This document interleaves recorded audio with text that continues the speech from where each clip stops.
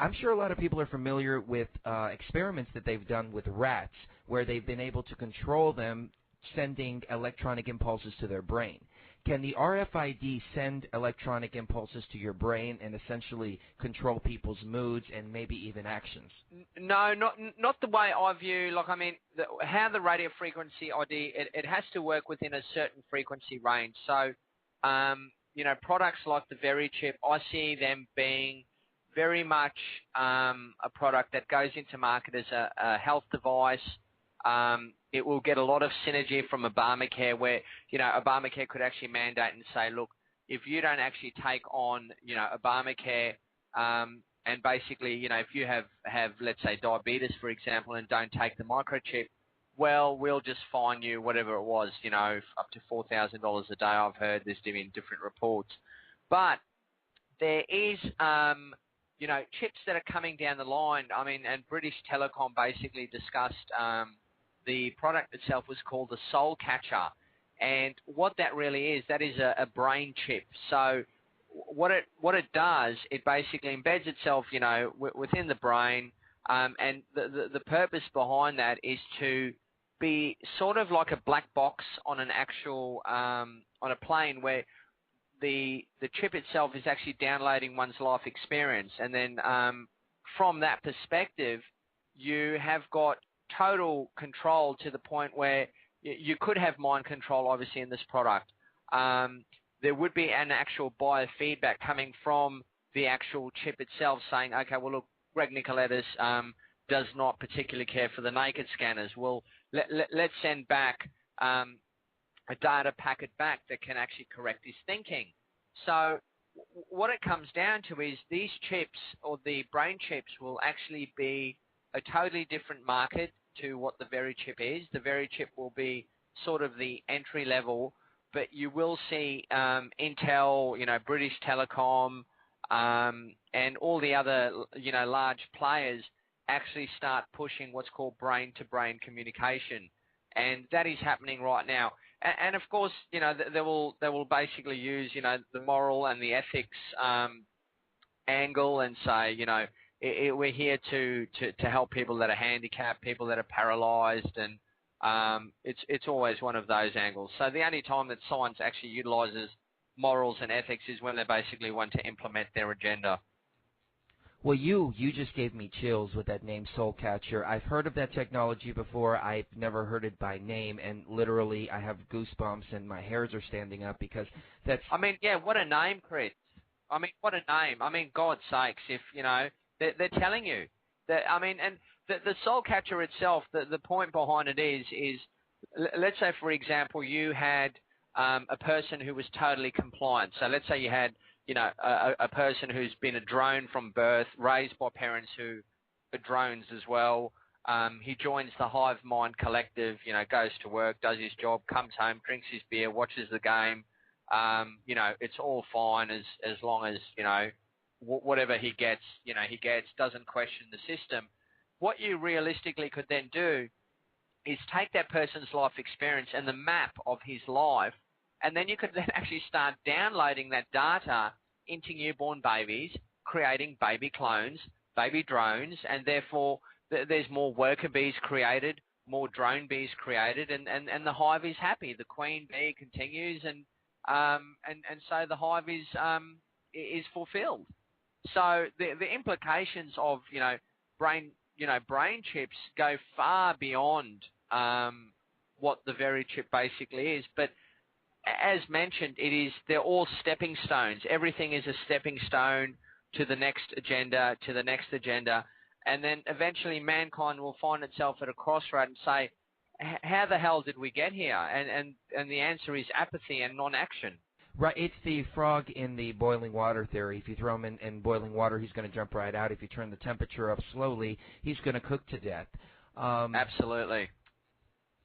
I just lost my train of thought. I had a really good follow-up question. Don't worry. Why don't you go ahead? The Soul Catcher chip downloaded it, Chris. It's all good. There you go. Okay, there you go. Yeah, it's amazing.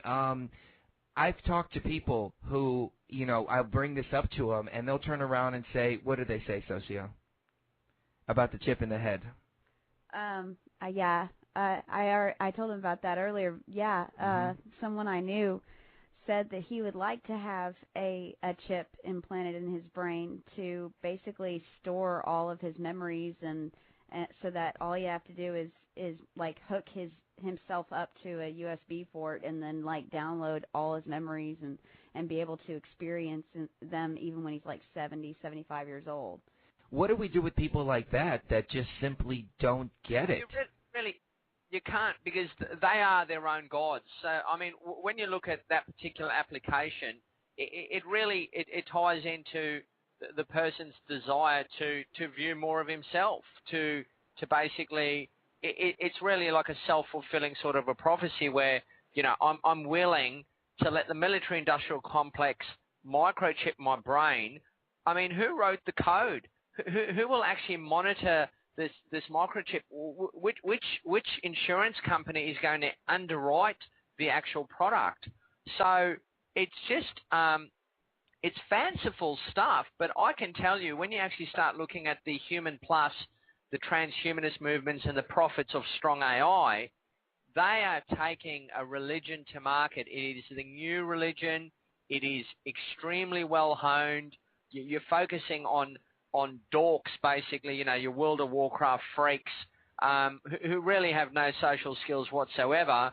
But as long as they can cast, you know, arcane barrage and have an 80th level, look, I'm not totally up on it, but I'm not either. So, but you see, the point is, you have reality, and look, reality is grim, but reality is reality, you know. So what is being presented by this globalist agenda, they are making reality very difficult. People are losing their jobs. People are finding it hard to put food on the table. There is very little hope. So all of a sudden you have, you know, movies like The Surrogates from Bruce Willis, and you have, you know, movies like obviously the big one with Avatar and the like. And what they're proposing is, you know, your life's pretty average. I mean, you know, you have no social skills, you have no girlfriend, look, you strike out in life. But hell, in this game or in this particular virtual upload setting where we can perhaps even upload your brain into a different substrate, well, you could go into this particular virtual world and you can be 6 foot tall, a baseball player, and at the same time, how about we explore pedophilia? Or how about you become a rapist or a murderer in this virtual world, because the virtual world itself isn't real. So how about we just basically explore avenues that you could never really explore in reality, because obviously there's, you know, the legal side to that. But when you start looking at what the options that are available in the virtual world, it's really to dehumanize and devalue the human being. It sounds like social engineering, conditioning, and game theory all rolled into one, doesn't it? All into one. And that's what we need to realize is these people are highly intelligent. They understand the human psyche. They understand how to push the buttons, how to move the game at a certain level. Like sometimes, you know, and we do about 20 to 30 news feeds a day. I'm just in awe at what's coming out from you know, the science and technology sector. It's just, it just boggles my brain. I just go, okay, well, why did these scientists do this? Like, and the reason is because there is no morals and ethics within science. They just basically do what they do because they can. So similar to, I don't know whether you get Bob the Builder there, which is, you know, that kid's cartoon, you know, can we fix it? Yes, we can. Do you get that one? Yeah, my son used to watch it. Yeah. To me, I have, you know, there's the scientist, the builder, and he says, can we do it? Yes, we can. And they just do it. Yes, we can. Yes, we can. Yeah, and they just do it no matter if it's right or wrong to do so.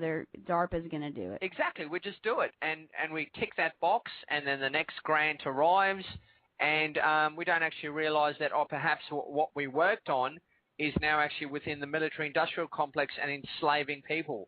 So, you know, the people that actually worked on the drone system, I mean, are they happy with the end result of, you know, people being basically destroyed by, you know, kids that have played gaming? Are they happy with those results? And this is the question. I don't get to speak to people like that, but, you know, the whole point is I'm just doing my job. So I need to put food on the table, just doing my job. Well, exactly. I'm always talking about that, how the very top you've got the control freaks, and then below that you've got the corporations who go along with the agenda for the profit, and then under that you've got the people who need to put food on their table. And I think that's the biggest detriment to our society. People who just, like you said, just do it because they've got a job to do. And it's all leading in a very terrible direction. So